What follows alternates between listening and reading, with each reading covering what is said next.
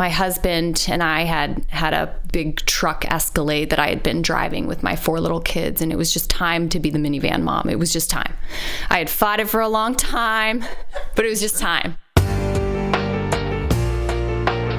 This one morning, we woke up, had all my babies in front of my old car, and we're taking pictures and we're saying goodbye because I'm like, my husband's pulling out of the driveway to go trade in the truck for the minivan, and I'm mourning this life that I lived as this cool person and submitting to the mom of 4 kids that just drives a minivan because you just do and you need to. When he pulled out of the driveway, it wasn't 5 minutes later that I got that call from the doctor that said the mole that we scraped off your leg is malignant melanoma, and my life kind of stopped everything in my tracks. So I like to tell people, to encourage them, that the day I got a minivan is way worse than the day you got your minivan, so just enjoy your minivan. It's a season, people.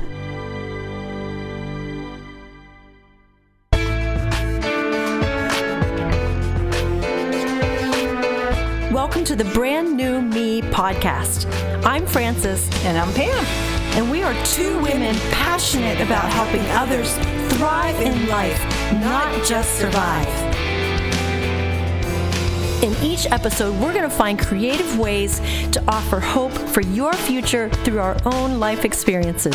So join us every week as we learn together that we really can be a brand new me.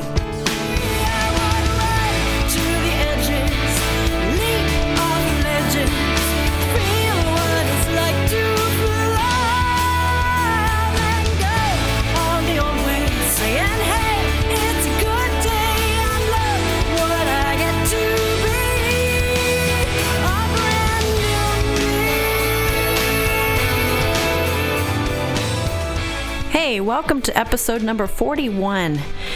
I hope you're having a good day. We have a special guest with us today. Her name is Joanna Dennstaedt, and she's a young mom and a young woman full of courage and faith and hope.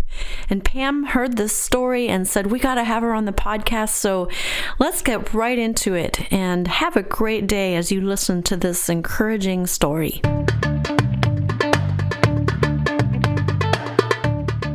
Hi, we are here today with Joanna Dennstaedt, and I met this young woman at our church. She was sharing part of her testimony, and we'll just start out with you sharing your story. All right. Thanks for having me. I said to Frances when I came in, I feel super honored and blessed to even be hanging out with both of you too. So it's an honor to be able to share God's story. I like to say it's my life, his story. I always imagine everyone hearing what God's been doing in my life and not so much what I've been doing in my life. And I'll kind of just introduce myself so you get a little bit of who I am now. 37 years old, mom of 4 little kids. I live in Mechanicsburg, the mom of many hats. I feel like I stay at home with my kids, but I now run a business and I do 3,000 other things and coach a lacrosse team. And God has been so good and gracious to me now on this side of the journey. But if we go way, way, way back, me and my husband met at Messiah, and we got married right after. We both were athletes there, and he got a job right after school, and we got married and lived in the area pretty quickly after that. We had our first little one, and then another little one, and then another little one, and another little one. And life was a little crazy for me. I think that I always wanted to be a mom, but I didn't imagine it being maybe as hard as it had been. Probably had a lot of anxiety, and I probably battled being the best I could be all the time at everything that I had to do. And then it never went my way, and I always would get frustrated with myself. So that's just another funny part of the things that I was dealing with emotionally as a new mom were so pale in comparison to what God was about to do with our family. My husband and I had a big truck Escalade that I had been driving with my 4 little kids, and it was just time to be the minivan mom. It was just time. I had fought it for a long time, but it was just time. So this one morning, we woke up, had all my babies in front of my old car, and we're taking pictures and we're saying goodbye because I'm like, my husband's pulling out of the driveway to go trade in the truck for the minivan, and I'm mourning this life that I lived as this cool person and submitting to the mom of 4 kids that just drives a minivan because you just do and you need to. When he pulled out of the driveway, it wasn't 5 minutes later that I got that call from the doctor that said the mole that we scraped off your leg is malignant melanoma, and my life kind of stopped everything in my tracks. So it's funny that I like to tell people to encourage them that the day that they got the day I got a minivan is way worse than the day you got your minivan. So just enjoy your minivan. It's a season, people.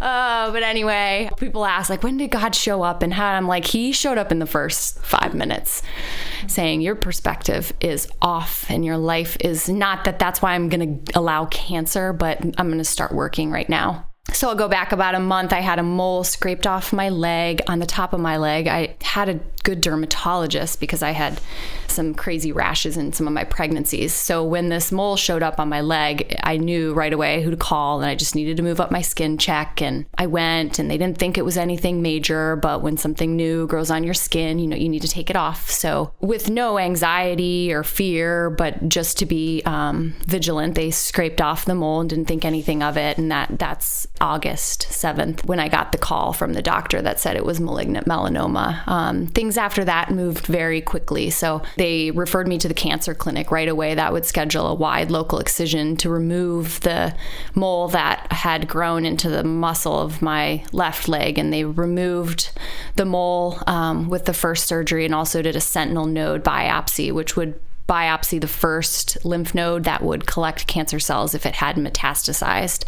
So that was the first surgery. A couple weeks later, I heard from another phone call, and I knew, have that sense that it's not over and that there's more to come. I knew before the doctor even called that the cancer had metastasized to my lymph nodes. The next surgery would happen very quickly, which would be a complete lymph node dissection of all the lymph nodes in my left leg to remove the cancer that was there. And at that time, when you have cancer detected in your lymph nodes, the tumor that can be detected at that point is billions of cells. So they were like, we need to go at this quickly. We need to get it out because what's there is already growing, and has it gone anywhere else? We don't know yet. So there were the scans and the tests and the thousands of doctor's appointments, and then the surgery to remove my lymph nodes, which was really difficult, and which going into, I knew this 6-hour surgery would also change my life, but you don't have any choice but to do the surgery.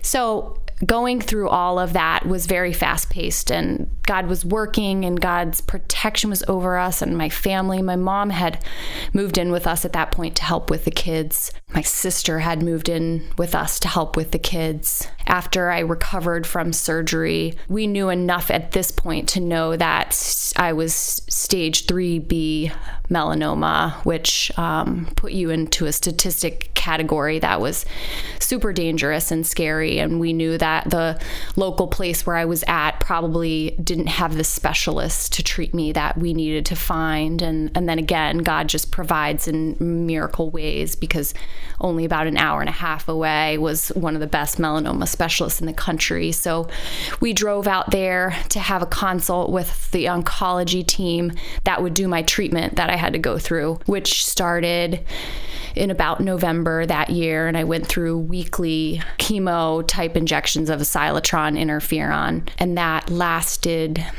about 8 or so months until my labs and my body was shutting down and couldn't continue to do the drug part of treatment anymore. So that's the gist of the cancer journey part with the details.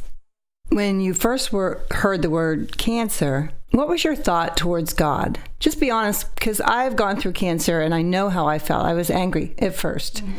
So tell us how you felt. There you are, you have 4 little children, and you're full of life. You have a minivan now. How did you feel about God at that time?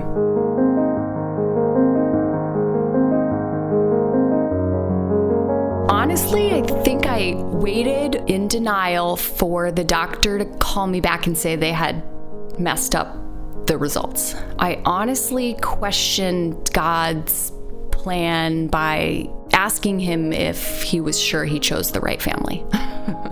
This did not make sense for us. This was not what was supposed to happen to us. This was going to be impossible. I had no idea with what my husband did for work and what I had at home. I had an 18-month-old, a 3-year-old, a 5-year-old, and a 7-year-old. And they were barely just starting school. And I looked at their little faces and I questioned his whole plan for all of our lives, just wondering and thinking, could this even be? Are you sure you didn't mess up with this one? And I would wait for a phone call saying, oh, no, your pathology was wrong. It was someone else. And I'm like, that's not happening. I'm 2 surgeries in, and this is going full blast. And I did not mess up with you. I don't think there was anger. I think there was a mourning. I think there was a mourning of a life and a story I had written for myself that I learned wasn't what was mine. So I think that's probably the biggest emotional feeling that I had. I think I had to go through mourning a season of realizing that what I wrote wasn't my story, that God's story was something else. So what was your plan going to be for your family? What did you have in mind? I had this peace, joy, comfort, ease, all of the things. I was going to be this mom, this soccer mom with my minivan, and my kids were going to share Jesus with all their friends and be this happy little family. My goodness, I remember dropping off my kids one of the first couple days, watching them walk into school, and it just hit me. And I just thought, yes, God, they're your ambassadors, but we are the family that needs to. I think that took me a long time to be not the helper people, but the people that needed help. And I fought that for a long, long time. And there were lots of women that spoke wisdom into my life and my heart for that to change. But I think the life that I wrote was this Cinderella story. And I don't know why I ever thought that that couldn't be something with pain and suffering too. Because when I look back now, we're still writing that story. There is joy, and there is peace, and there is harmony, and there are all those things with even more, with abundance than what I could have imagined it to be, going through what we've gone through so far. So let's back up a minute. So you had a mole. It must have not been normal. Yeah, I tell people I knew that it wasn't normal. I do oftentimes tell my story and freak out the whole world because everyone's like, I need to go to the dermatologist. I mean, one of my best friends was at the dermatologist like a week later crying in her office, like, you don't understand. You need to take everything off my skin. So yeah, skin cancer is rampant, and there's lots of there's 3 major different kinds, and 2 of them don't mostly metastasize. Melanoma is the scary one that metastasizes it also grows depth-wise and not width-wise on your skin. So there's a little difference with it there. I tell people I knew it shouldn't be there. It looked like a blood blister. Whether or not when I went there they were concerned or not didn't mean they ever questioned the fact that what was there and had grown there on my skin needed to be taken off. So, I always tell people a dermatologist is someone you should have in your, care team. You should have a skin check no matter what, but you're your best advocate when it comes to your health and knowing your body. And so to check your skin and to know what's there, if there's anything that you question or don't know, it's good to have it looked at and taken off right away. I mean, there's also 99% of the time you get it taken off, and even if it is melanoma, it's caught early if you've taken care of it and it hasn't penetrated all the layers of the skin, and so there's a good chance that you're going to be okay. I think in my instance, I look back and there was nothing I could have avoided about it. I was thankful that I went when I did. Most people don't go from as fast as a mole on their skin to have metastasize into your lymph nodes. But a lot of people do have moles they should have removed. So that's when it just takes having a professional on your team.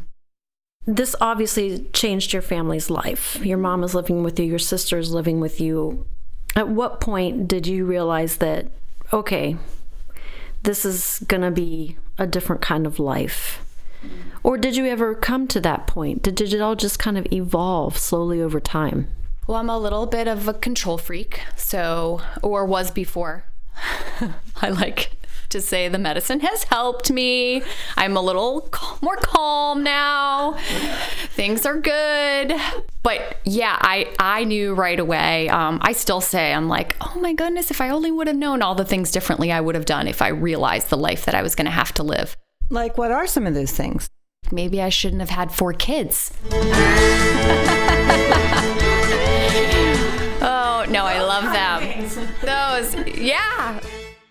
When you're a mom, you have to be selfless. And I all of a sudden had to be so selfish. That was hard for me. I had to take care of myself so that I could be here to have more days with my kids later. That was hard to do. I didn't want to do that.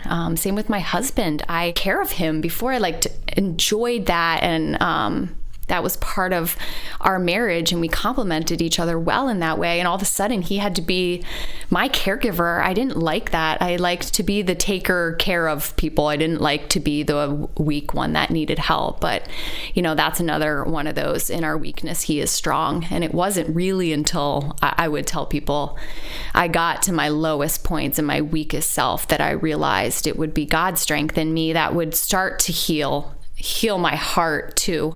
I think I did realize there was my whole life would look different. Melanoma is no evidence of disease after it's surgically removed, but there's no cure. No one's ever going to tell me I'm cured. And even just that is scary. It messes with your head and your emotions. Once it gets to the point where mine has, and it's grown outside of the original tumor, you have cells all over your body that you hope and pray your treatment eradicated, but you don't know. And so there's a lot of days, many days, where I feel like I'm looking through this lens of cancer now in my life that I didn't have before.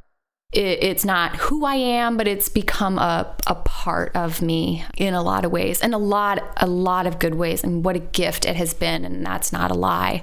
But after I stopped treatment, the control freak in me didn't like that I would just go back to normal. I felt like I still had to actively do something to partake in my health and healing journey. So I did work with nutritionists and naturopaths and doctors all over the country that had specialized in melanoma higher stages. And it's an immune responsive cancer. So it's sensitive to your immune system. And so building up my immune health has been a huge part of my journey, working with people. Having a healthy immune system to fight cancer at all times seems to be the best chance anyway of survival.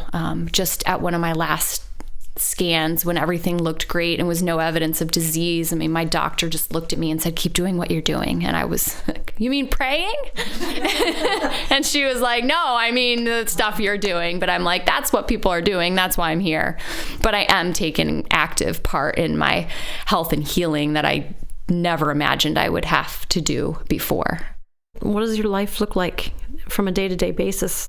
I have changed my whole diet. I work with a nutritionist who's changed my whole diet. And it's not like a diet that has a special name like paleo or keto or something. It's really tailored to labs that I have every couple months that look at all the pieces of everything, including iron. So when I have a deficiency there, we work on that with food. So food is our first major thing. But I do mostly eat a plant-based diet with proteins. I juice every morning. I take probably 20 or so supplements a day, catered again to my labs. And then that changes often. So if my lab work shows that we need to add something in, we add that. I've gone through post-treatment a lot of other issues. So, when you hear cancer and then you hear someone's better, you often don't hear of the 3,000 things that cancer did to their body.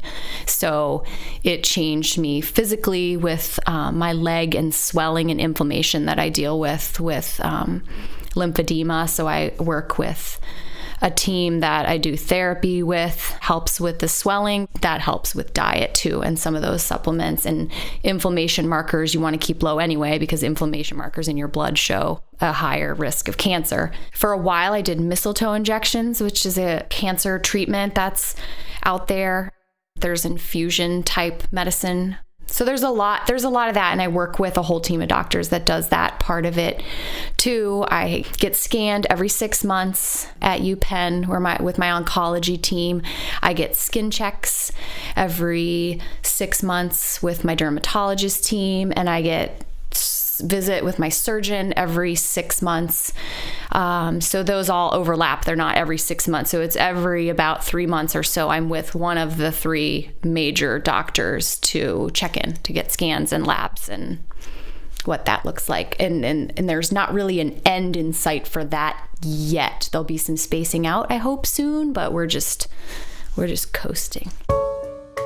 Now, our audience cannot see you, but if they would see you, they would be amazed because you're beautiful, first of all, and you look like the picture of health. There is a glow, and it's God, it's the Holy Spirit. Yes. That's upon you, and you can feel it, and I can see it.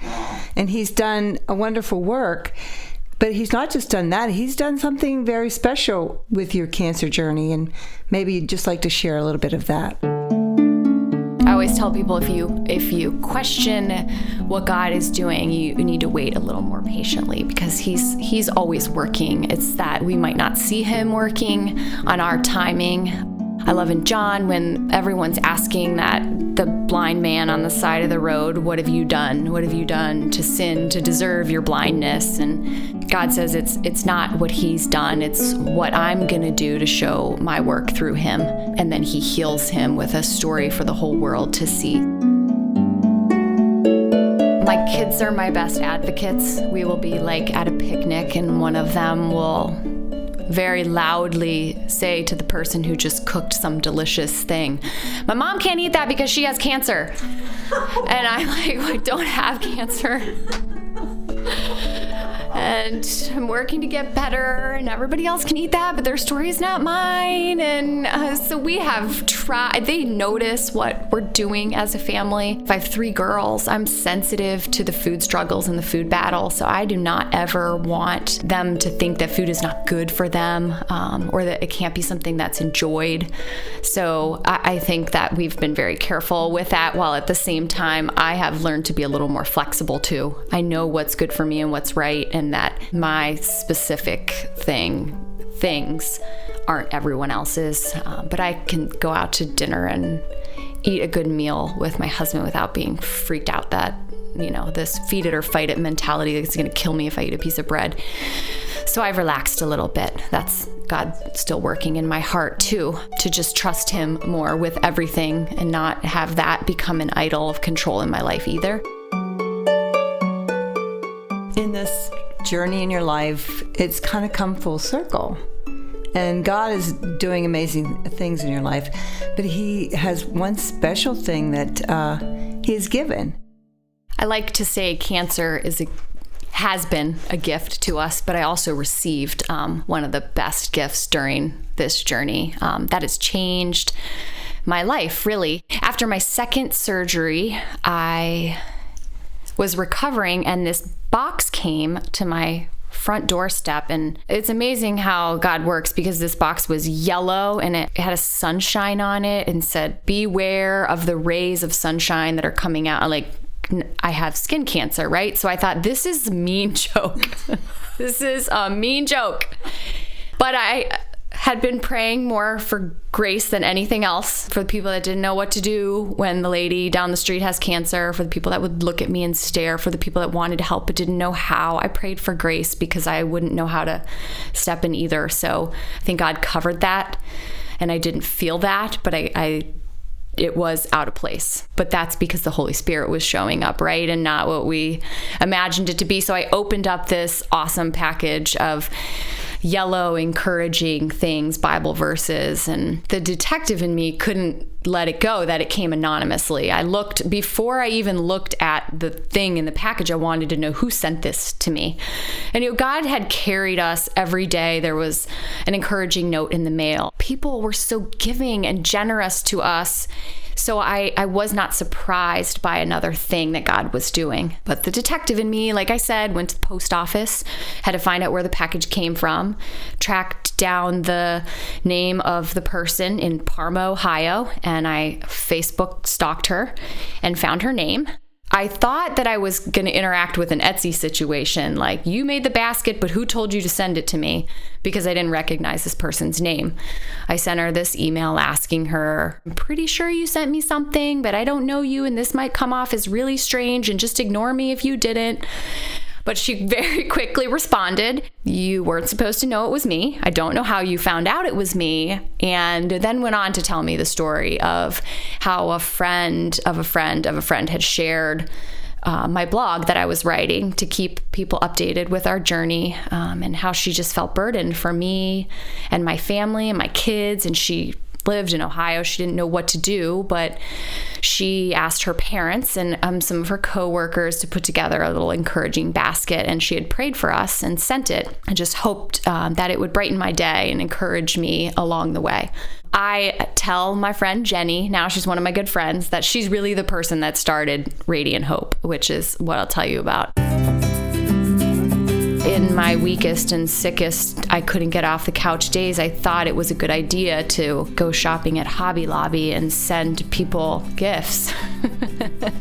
But my friends were supportive, my husband was supportive, my mom said, get better first and then do this. We started to send packages to cancer-specific survivors and caregivers, kids that were all on a cancer journey. And then we realized we were having people donate stuff. We were asking for friends and people to partner with us. And we thought, we really need to make this a thing so that God can use this for himself. And so we went on to make it a 501c3 nonprofit. And our mission is to send hope to those whose lives have been impacted by cancer. And, that was a couple years ago that we started that, but here we are now sending 30 or so packages out a month to random women and men and kids that we hear about through our website or through our local community. I met a nurse who was like, there's this woman that I'm taking care of that has cancer, and I feel like I don't know the next step of what I can do to help her, but I would love for you to send her some encouragement. So we send this package of encouragement that has a hope journal and a water bottle and some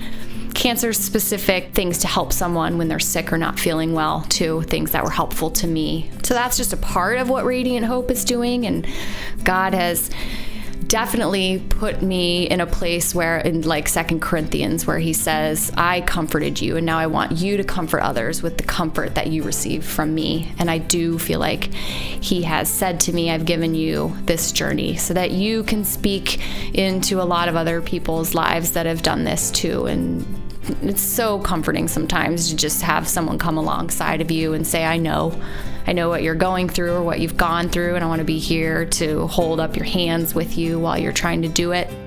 We have a pack and pray team that packs over the packages and prays over each specific package that goes out before it does. We have some fundraisers that help us so that we can offset the cost. We ask no one to pay for a package. We send it free of cost and just ask for donations on the other side of things. And people have been so generous. We need names and we need funds to back up the names, but God has matched that perfectly so far, and we trust that he's going to continue to provide for what he wants us to do. The only way I'm equipped for any of this is because of this story he's given me to live, which is awesome, and all glory to him for everything that I've been able to do. I know that every day I've been given a new breath, and his mercies are new every morning, and I can trust that he's going to do a good work again today because he's done one in the past, and I know he will in the future. That's what it's all about. When we go through trials and tribulations, it's sharing those things with others and showing them how you're overcoming. That's when they can see the hope and see the joy and be able to come out of their depression or out of their lowliness. And that's how God uses our trials and tribulations to bring joy to others. Praise to the Lord who will prosper your work and defend you. Praise to the Lord. Thank you, Joanna, for coming in and sharing your story. And if you want to know more about her ministry, or you want to send a box of Ray of Sunshine to someone you know who has cancer, you can visit her website at hisradianthope.com. hisradianthope.org. hisradianthope.org. You can see pictures of Joanna there, and you can learn more about their ministry. Next week, Pam and I will be back, so join us next week and have a great day.